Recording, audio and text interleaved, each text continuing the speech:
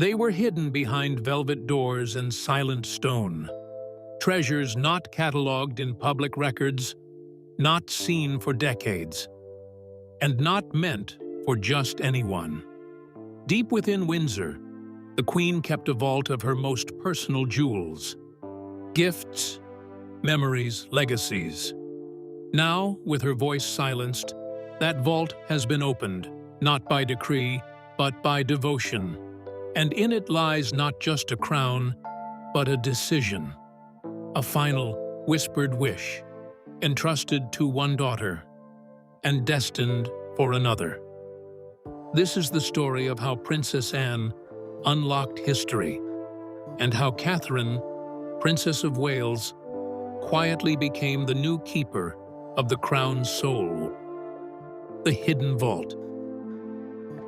In the shadowed corridors of Windsor Castle, behind fortified doors few ever pass, lies a lesser-known sanctuary of royal history, the Queen's private vault. Unlike the public-facing crown jewels housed in the Tower of London, these treasures were deeply personal, locked away not for spectacle, but for sentiment. Throughout her 70-year reign, Queen Elizabeth II kept a separate cache of heirlooms, family pieces, and gifted jewels whose worth was measured not in carats, but in memory. Some of these gems haven't been seen in public since the 1980s, their presence whispered about among palace staff, rarely confirmed. Stored not only at Windsor, but in secluded compartments at Balmoral Castle, these items traveled with the Queen during her private stays. Unlike the ceremonial regalia, orb, scepter, crown, this vault included a triple-strand pearl necklace she wore during World War II broadcasts, and a ring given to her by Prince Philip before their engagement in 1946. These were her true treasures. The contents were known to very few. Even seasoned courtiers were unaware of its full inventory. But there was one who knew everything: Princess Anne. The Queen's only daughter, Anne shared not just royal duty with her mother, but an unspoken bond of quiet strength. When the Queen passed in September 2022, it was Anne who inherited custodianship over the vault, becoming keeper of not just jewels, but legacy. Recently, palace sources, anonymously but emphatically, confirmed that this vault also held pieces tied to the Queen's final, most intimate wish. Not a decree written into law, but a heartfelt desire whispered in the privacy of family. At the center of that wish was a name: Catherine, Princess of Wales. The Queen's vault was more than a treasury. It was a silent will, waiting to be honored. And in a moment of unexpected candor, the guardian of that vault, Princess Anne, chose to speak. Princess Anne breaks her silence with a stunning revelation. It was a quiet evening at Sandringham House, some weeks after the first anniversary of the Queen's passing. Just the immediate family gathered: King Charles, Prince William, Princess Catherine, and Anne herself. What was meant to be a private remembrance turned into a defining moment for the future of the monarchy. Princess Anne, never one for dramatic flair, reportedly stood and shared the Queen's final personal wish. In her mother's last months, particularly in July 2022, during quiet mornings at Balmoral, the Queen confided in Anne her desire that several of her most meaningful jewels be passed to Catherine, not to Camilla, not through official channels, but directly, personally. She deserves them, the Queen had said, according to Anne. She's what the crown needs now. The message was unambiguous. Though Camilla had been elevated to Queen Consort, and though protocol would suggest certain pieces passed to her, the Queen saw something different in Catherine. A reflection of her own values, an echo of Diana's quiet grace. For Anne, the task was not about inheritance. It was about duty. upholding her mother's final emotional testament. William, deeply moved, reportedly clasped Anne's hand. Catherine was said to be stunned, overcome not by the jewels themselves, but by the symbolism they carried. Anne's revelation marked more than a familial gesture. It was a seismic shift in the emotional hierarchy of the royal family. And for the first time, it cast Catherine not simply as the wife of a future king, but as the chosen successor to the crown's feminine legacy. Anne's words carried more than memory. They carried an unspoken mandate. And behind that mandate was the Queen's clearest endorsement yet of the woman she saw as the future's enduring anchor. The Queen's secret wish. Throughout her reign, Elizabeth II navigated power with a quiet, composed dignity. She rarely praised openly, yet those closest to her knew she reserved her highest esteem for those who led by presence, not performance. In private moments, the Queen would sometimes call Catherine a true Windsor woman. It wasn't a phrase she used lightly. Behind closed doors, and particularly in early 2022, the Queen began making what some courtiers now describe as her feminine succession plan. While titles and lines of power would flow to Charles and William, she intended the emotional symbols of monarchy, jewels, tokens, heirlooms, to pass along a different line. "Kate is the future mother of the monarchy," she told Anne during a private ride through the Scottish Highlands, just months before her death. Among the pieces the Queen earmarked was the Delhi Durbar necklace, crafted in 1911 for Queen Mary's appearance at the imperial coronation in India. Symbolically potent and politically complicated, the piece had not been worn publicly since the 1990s. The Queen wanted it worn again, but only by someone who could carry its meaning with humility. She chose Catherine. The move shocked some within the palace, especially those who expected such heritage to flow naturally to Camilla. But the Queen's decision was both emotional and strategic. She saw Catherine as the embodiment of silent strength, loyalty, and modern femininity, qualities she believed the monarchy must now project. And through Anne, this secret wish became a living act of succession. The Queen's jewels were more than inheritance, they were intention.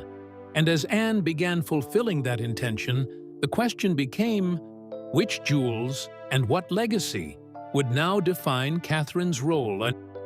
The crown jewels in question. The list of items passed to Catherine, according to palace sources, reads like a timeline of royal femininity. These are not simply ornate accessories, they are touchstones of Windsor history, each tied to a specific moment, a memory, a monarch. Chief among them is Queen Mary's lover's knot tiara, a piece once synonymous with Princess Diana, now seen gracing Catherine's head at key state events. Also included is the triple-strand pearl necklace, Queen Elizabeth's most worn and most loved piece, worn during her 1953 Commonwealth tour, her silver jubilee, and countless appearances during periods of national mourning. A subtle choice, yet one that signals immense trust. Then there are Queen Alexandra's wedding earrings, gifted in 1863, worn by royal brides across generations, now belonging to the Princess of Wales. The most controversial transfer, however, is the Delhi Durbar necklace. Crafted with 9 emeralds, once part of Queen Mary's private collection, and steeped in British imperial history, it is one of the most visually imposing and politically loaded jewels in the royal vaults. For the Queen to pass it specifically to Catherine, bypassing Camilla, was more than a personal choice. It was a symbolic act of succession through sentiment rather than statecraft. Among the lesser-known but emotionally weighty items are a set of World War II-era brooches, worn by Elizabeth during radio addresses, in 1939 and 1940. These were not showpieces, they were shields, emblems of endurance in an age of fear. By gifting them to Catherine, the Queen acknowledged her not just as a public figure, but as a bearer of Britain's emotional spine. Not merely decoration, these jewels are inheritance in its truest form. While the jewels now rest with Catherine, the implications ripple beyond her. For in their absence, another figure within the monarchy feels the deep echo of exclusion and the sting of a legacy redirected. Camilla's reaction. The news didn't come through a letter, nor a formal announcement. According to palace aides, Queen Camilla learned of the jewels' reallocation through staff whispers, fragments of conversation behind marble columns and closed oak doors. For a woman who had waited decades for public acceptance, this was not just unexpected. It was a wound. Camilla had always been a controversial figure within the royal narrative. Since her official elevation to Queen Consort in 2023, she had worn many of the crown's public pieces, but the Queen's private vault remained out of reach. It had been assumed by many within the palace that she would inherit at least some of those more intimate symbols. The Queen's reversal in her final year, unknown to Camilla until after the fact, reportedly left her feeling deeply hurt, according to sources close to Clarence House. Even more difficult was the messenger. Not Charles, not a formal envoy, but Anne, a woman with whom Camilla has always shared a polite but frosty rapport. The two, separated by decades of royal philosophy, now found themselves in silent conflict.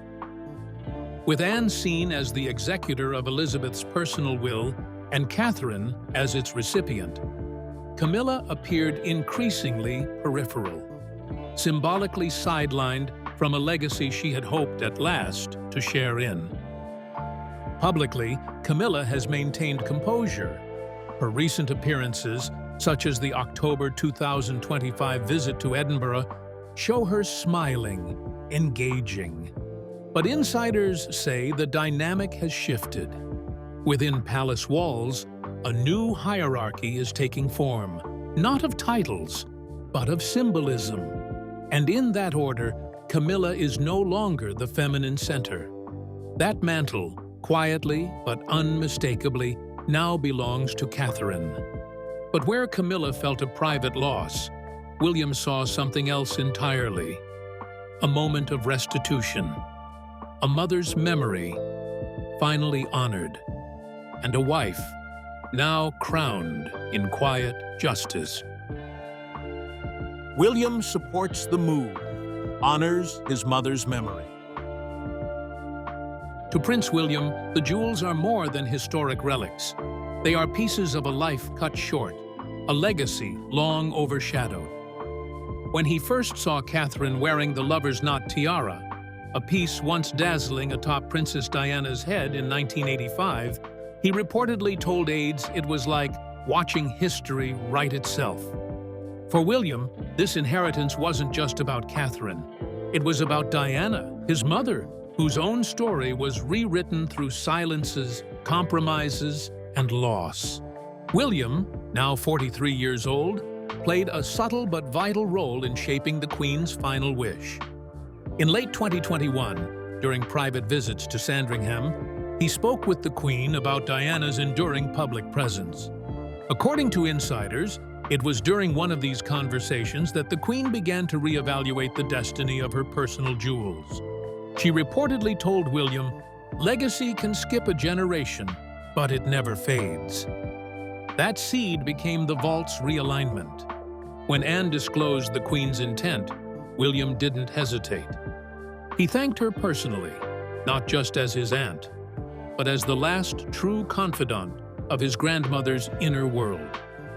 He saw Anne's role as courageous, quietly standing against internal politics and delivering truth in a palace often run by shadows. The moment deepened their bond. A new axis formed. Anne, William, Catherine, united by memory and mission. William's stance also sent a quiet message to the institution itself, that Catherine's elevation was not an affront to Camilla, but a rightful honoring of lineage, of public love, of quiet endurance, and of a legacy that began not in gold and gemstones, but in the heartbreak of 1997, when a boy walked behind his mother's coffin through the streets of London. Through William's support, the Queen's secret became public truth. And with every appearance Catherine now makes in Diana's jewels, the past flickers into the present, reminding the world that royal legacy isn't inherited. It's chosen. Diana's spirit lives on through Catherine's crown. Every time Catherine appears wearing the lover's knot tiara, it's as if the ghost of Princess Diana walks beside her. This particular tiara, crafted in 1913 for Queen Mary, but immortalized by Diana in the late 1980s, has become a crown of emotional resonance, not just regal splendor. When the public sees it gleaming atop Catherine's head, especially during televised state banquets or official tours, the connection is immediate. Visually, symbolically, generationally, it completes a circle that was left broken in 1997. This continuity is not accidental.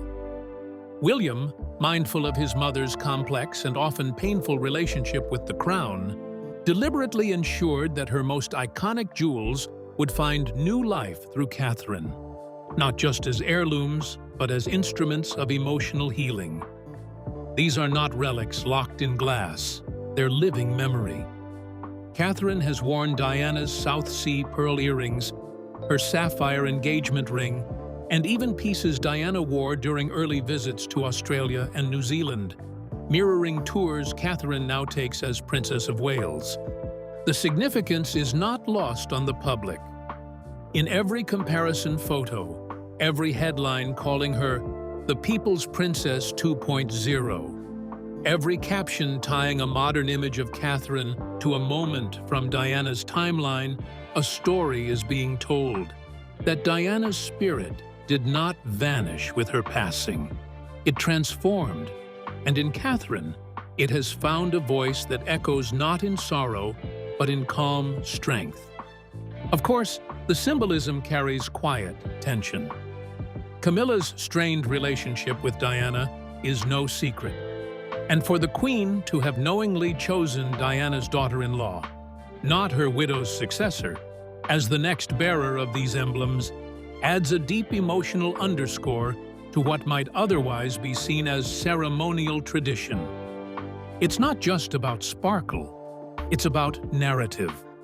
And that narrative, increasingly, casts Catherine as the bridge between a painful royal past and a more grounded, graceful future. With each appearance, Catherine isn't just wearing jewels, she's wearing memory. And with every step, she steps deeper into a role that now transcends titles. For many, she has already become the monarchy's emotional center. Catherine as the monarchy's new center.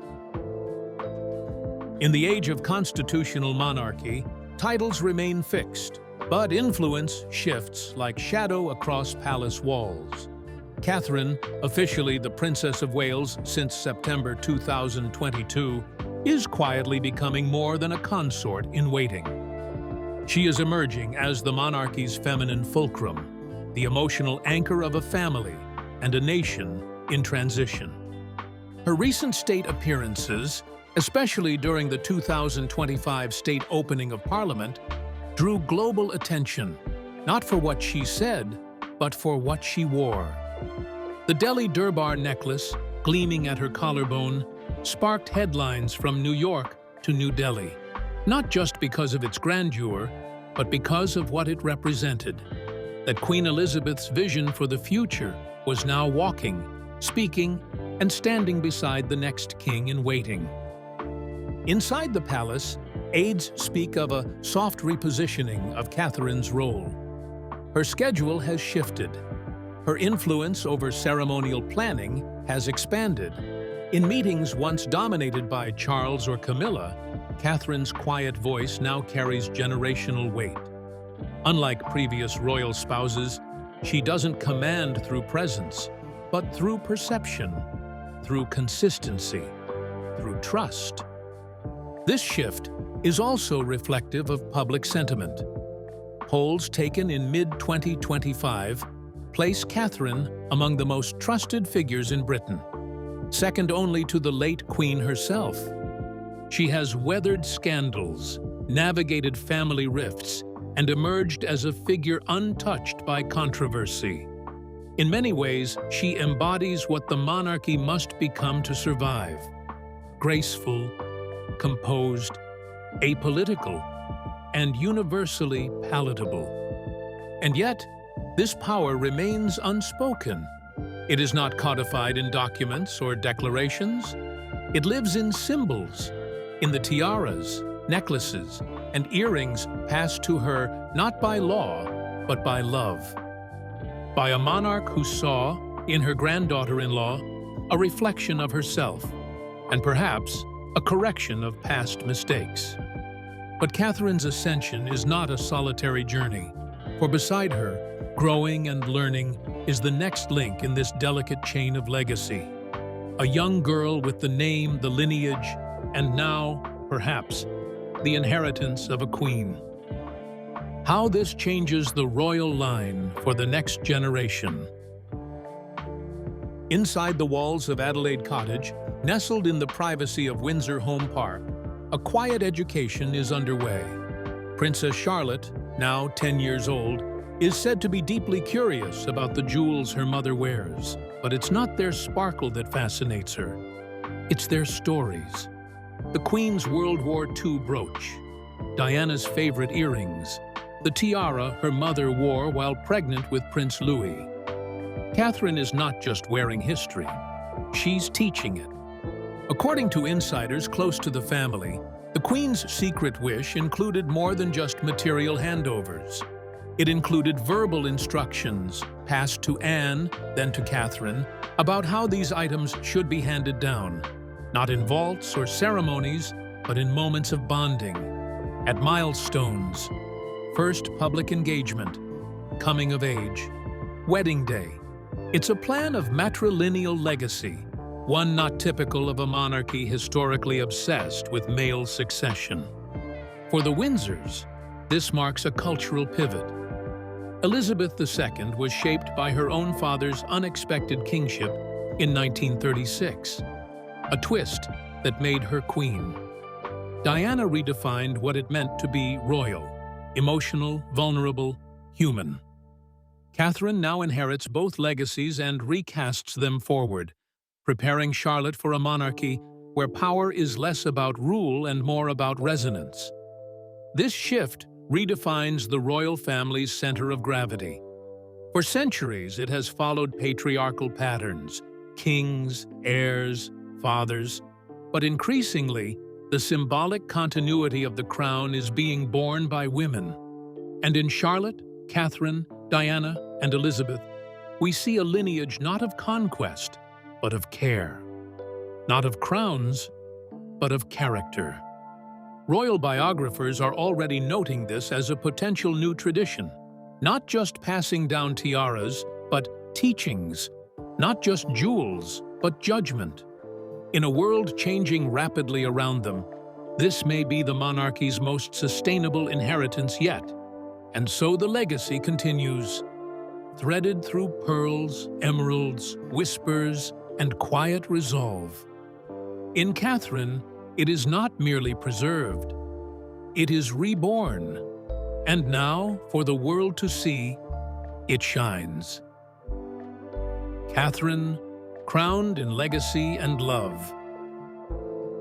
It happened during the autumn 2025 state banquet under chandeliers older than some nations, with cameras capturing every angle.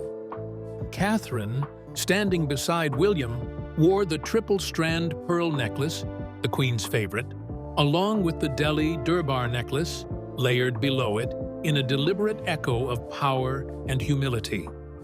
It was the first public appearance confirming the inheritance, and it sent a message more potent than any press release. Media outlets around the globe seized the moment.